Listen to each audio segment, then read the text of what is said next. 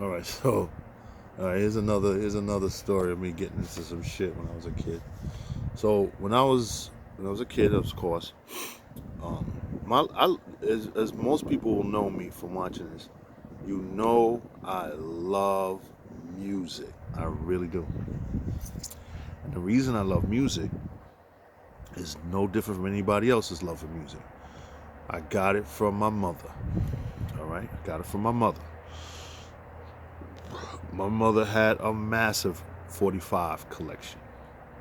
Massive 45 collection. She had mad albums, all the hits, all the latest stuff. And she was heavily into Richard Pryor and the old comedians from back in the day, Red Fox, all that. You name it, she had it. Now, as we got older, she had like parties at the house and gatherings, and they would dance and we would dance and we'd play records, and like we all did. If you saw Eddie Murphy Raw Delirious, you saw that scene where he's in the living room and the little kids are performing and telling jokes. We most of us can relate to that. And he had the big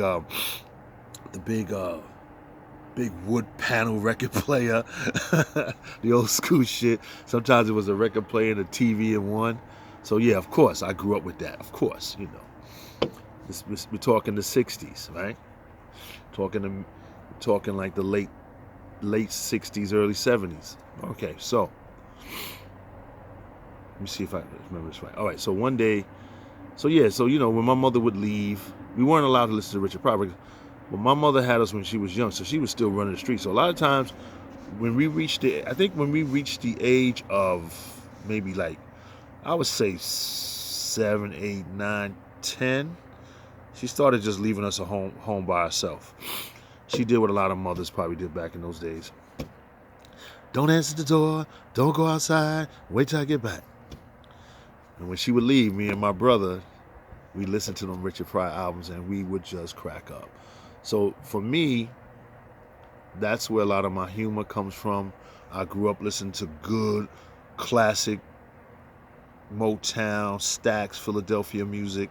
I grew up on Richard Pryor albums, Red Fox, Mom's Mabley albums.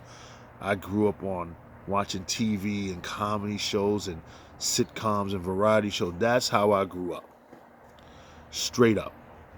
Crabs, fish fries, spades. That's it, baby. So one day we were cleaning out the house and we were getting a little older.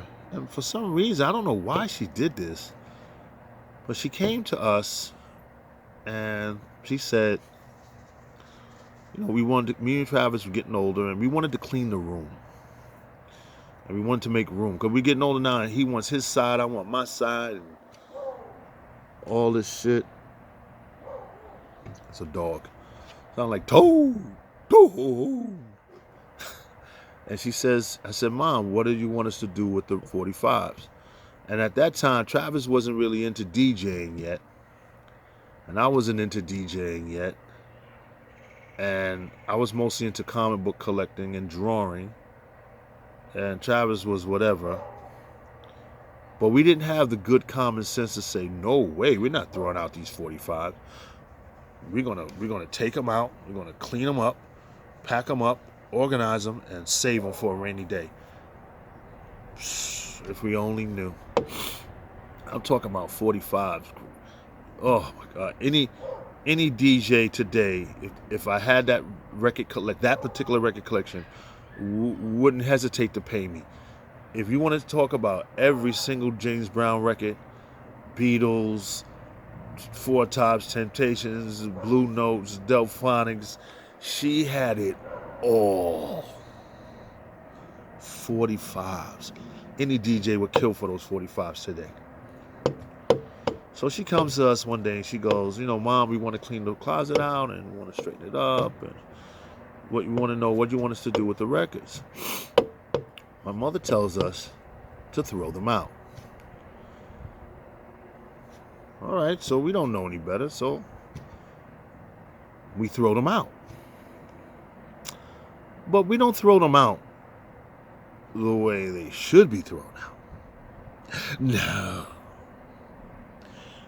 We literally throw them out the window. And we're talking hundreds of them stacked I don't know how high in the back of the closet. The entire bottom of the closet is filled with records stacked at least 3 feet, 4 feet high. I'm telling you, literally, man, there was at least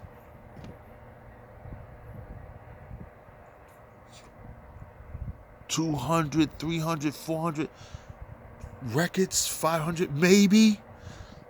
Because, 45s are thin. So you can go 2, 4, 6, 8, 10, 20. You got 50, that's 100, 200, 300, 400. Yo, there had to be at least 500 plus records in the bottom of that closet. So me and my brother open the window, and we want to see them fly. So we start grabbing one record at a time, me and him, and we just go, phew, and we just watch it go, phew, hit the street. And we're just laughing because we love it, because they're flying. We want to see. Next thing you know, shoo, we just keep going. Shoo, shoo, shoo. Yo, we threw all those records out the window. And they littered the street. They were everywhere, all over the front of the block, everywhere. So once we're done, close the window, go back to what we was doing. Sweeping, cleaning, mopping. Yo, my mother came home and she said, "What the fuck y'all did today?" I said, "Oh, did y'all throw them records out the way I told you?" I said, "Yeah."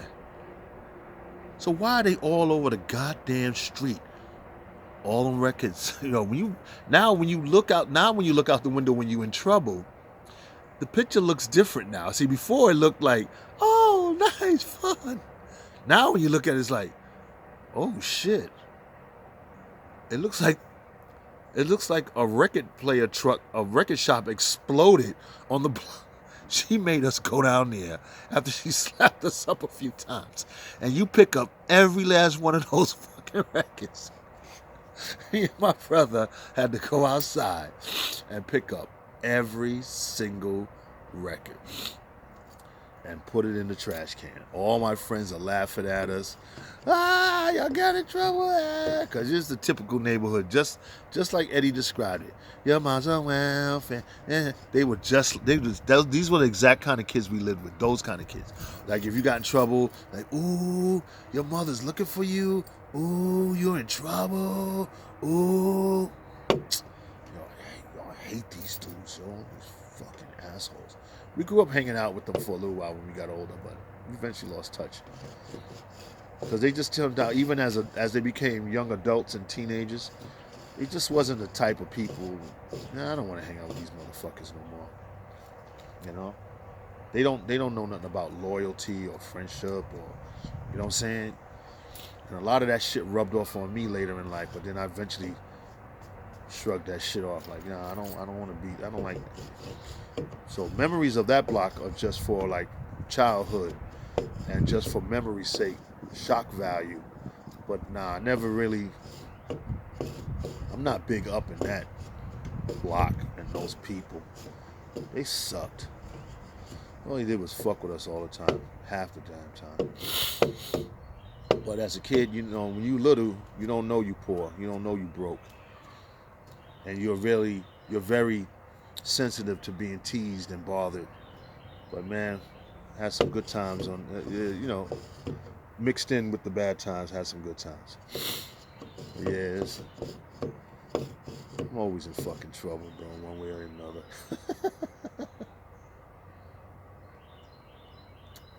So let me go see what's going on around here, because he was having a little bit of a plumbing issue. So we're going to go see if that got settled, because, I've been holding on to a deuce in a tray for a minute, if you know what I mean. And we're going to have an issue here if we don't get these, if we don't get these throne rooms back in order. So y'all be good. I catch y'all on the rebound. You know, stay, share the videos, man, and help a brother grow his channel a little bit. And if anybody got any ideas of how to, grow the channel, man, I'm open, man. I'm trying to do something here. Again, it's not about money or fame or virals, but just about, just having some fun, man. Being light. Like I said, I'm not going back to my same routine after this. I'm gonna try to move forward on this concept, come up with a better channel name, something a little more original. I'm looking, got some ideas I like to know, but if you don't know me like that, then you don't really know. But a channel that's going to be a little mix with video vlogging, telling stories, trying to just do some just some everyday looking around. I could use some clever ideas for name titles that haven't been used. But anyway, thanks a lot, man. I'll see y'all later. Peace. Be safe, family. Watch out for the COVIDs. No!